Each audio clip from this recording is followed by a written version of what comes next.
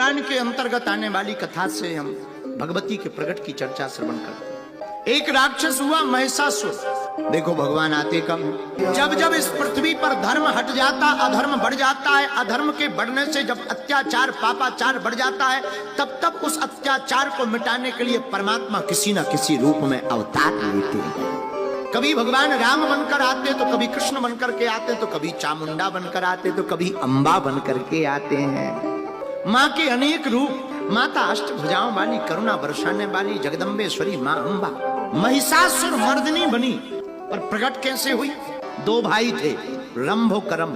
दनु के दोनों पुत्र बड़े बलशाली बलवान, लेकिन दोनों ने तपस्या की। राजा इंद्र चिंता में पड़ गए। अच्छा, जो भी ज्यादा तपस्या करता है इंद्र को टेंशन हो जाए। इंद्र को इसीलिए टेंशन हो जाए कहीं हमारा सिंहासन ना हिल जाए। बोलो सीताराम। छोटा नेता कोई बड़ा कार्यक्रम कर दे तो बड़े नेताओं के दिमाग खराब हो जाते हैं। उनके दिमाग इसीलिए खराब हो जाते कहीं हमारी कुर्सी ना हिल जाए। ऐसे ही यहाँ पर टेंशन नहीं चल रही, नीचे ऊपर भी टेंशन चल रही। देवताओं में इंद्र को टेंशन, कहीं हमारा सिंहासन ना कोई छुड़ा ले। तो दो भाई थे, एक का नाम रंभ, एक का नाम करम। दोनों ने तपस्या की। इंद्र चिंता में पड़ गए।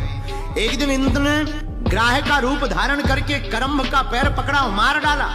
करम मर गया। रंभ को बड़ी चिंता हुई। उसने सोचा भाई तो मर गया, वंश हमारा नहीं बचेगा।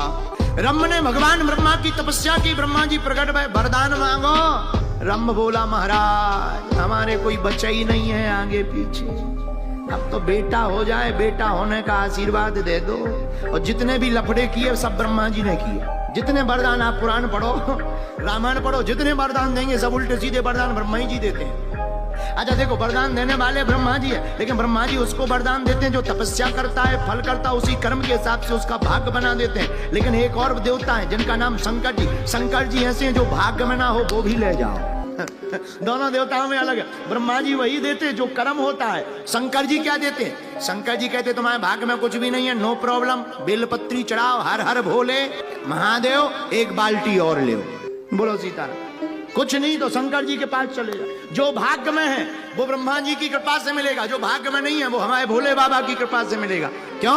भाग्य को मिटाने वाले, भाग्य की रेखाओं को ऊपर भी देने वाले श्री अनंत बलवंत हनुमान जी और शंकर जी दोनों एक ही रूप है, भगवान भोले बाबा। एक दिन ब्रह्मा जी गए पार्वती जी के पास, मुंह लटकाए हैं। पार्वती जी ने पूछा मुंह क्यों लटकाए? कहा दिमाग खराब है, क्या हो गया, कुटपिट के आए होगा? ब्रह्मा जी बोले कुटपिट के नहीं आए, हमें तो ड्यूटी छोड़नी, नौकरी बंद करनी। कौन सी ड्यूटी? ये इंसान बनाने की, हमें नौकरी नहीं करनी, फैक्ट्री बंद कर, किसी और को दो काम। क्या बात, टेंशन में क्यों? अरे बोले हम करें क्यों, मतलब ही नहीं। क्यों मतलब नहीं? क्या दिक्कत है? पार्वती जी ने पूछा क्या दिक्कत है, दिक्कत बताओ, हम सॉल्यूशन देंगे। अरे बोले क्या सॉल्यूशन देंगे? सॉल्यूशन तुम्हारे पति हैं। पार्वती जी बोले हमारे पति? हमारे पति क्या? अरे बोले आप अपने स्वामी जी को, हस्बैंड को समझाओ, वो खतरनाक है। क्या खतरनाक है? ब्रह्मा जी बोले जो भाग्य में है वो तो मिलता ही है, जो भाग्य में नहीं है हम लिख देते हैं बेटा नहीं होगा, इनकी कोई पूजा कर ले, धट से बेटा दे देते हैं। हमारा तो दिमाग ही खराब है। जब इससे अच्छा तो हम फैक्ट्री बंद कर लेते, कौन रखे। अच्छा देखो, जो भाग्य में है वो ब्रह्मा जी की कृपा से मिलता है, लेकिन जो भाग्य में नहीं है वो शंकर जी की कृपा से मिलता है। हम तुमको बता दें, शंकर जी भगवान शिव है भगवान, और उनकी पत्नी पार्वती, पार्वती है जगदम्बा, शक्ति और शक्तिमान, दोनों इस पृथ्वी पर भगवान शंकर और शक्ति के रूप, पार्वती के रूप में। तो ब्रह्मा जी से रंभ ने प्रार्थना की महाराज हमारे कोई बेटा नहीं है, संतान नहीं है, संतान हो जाए ऐसा वरदान दे दो।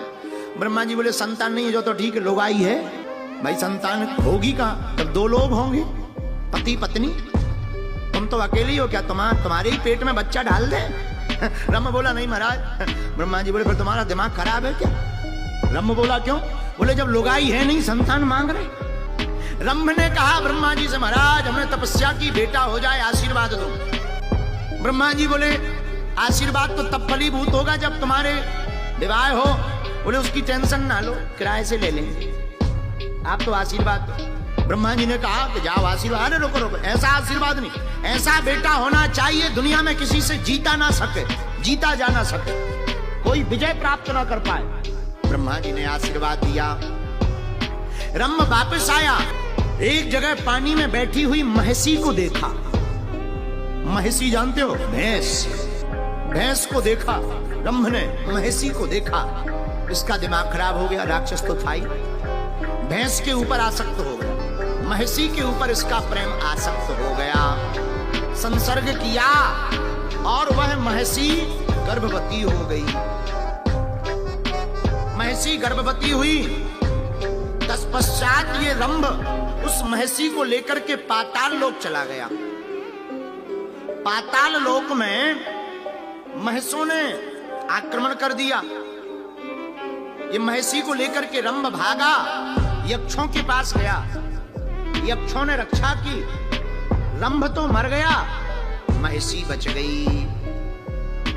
लेकिन जब रंभ मर गया तो रंभ की शरीर की चिता जलाई गई, तो महसी ने भी प्राण त्यागने का विचार किया और उसी के साथ चिता में जलने के लिए आतुर हुई। और जैसे ही अग्नि में बैठी, उसी वक्त तदंतर महसी वटवृक्ष के सामने जहां चिता रंभ की जल रही थी, उसी में जाकर बैठी तो दो अग्नि में से दो शरीर धारण करके राक्षस प्रकट हो गए, रक्तबीज और महिषासुर। दो लोग प्रकट हुए, रक्तबीज और महिषासुर। महिषासुर नाम का राक्षस प्रकट हुआ, रंभ का पुत्र, बड़ा बलवान। महिषासुर ने भगवान की तपस्या की, ब्रह्मा जी फिर प्रकट भये। ब्रह्मा जी बिल्कुल गम नहीं खा रहे, ब्रह्मा जी दोबारा प्रकट हो गए। अब बताओ, ब्रह्मा जी को टाइम ही लगे, फिर प्रकट हो। महिषासुर, तपस्या बहुत की तुमने, कई हजार वर्षों तक। जी महाराज, वरदान मांगो।